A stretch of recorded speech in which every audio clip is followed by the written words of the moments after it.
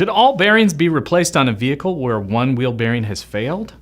Counterintelligence is next. This video is sponsored by BCA Bearings, the #1 supplier of OE quality hub assemblies. Visit thebcahub.com for more information. Hi guys, it's Mark Phillips. Wheel bearings are one of the most important safety-related parts on a vehicle. If one goes bad, it can create a very dangerous situation. Because of this, it's imperative that if one front wheel bearing unit goes bad on a vehicle, both fronts should be replaced at a very minimum. This recommendation will not only save the motorist a bit of money down the road, but will also keep them safer. How long bearings last often comes down to how a vehicle is driven. A vehicle used for commuting on highways, for example, will often last longer than bearings on a vehicle used in stop-start city traffic or one that frequently hits potholes.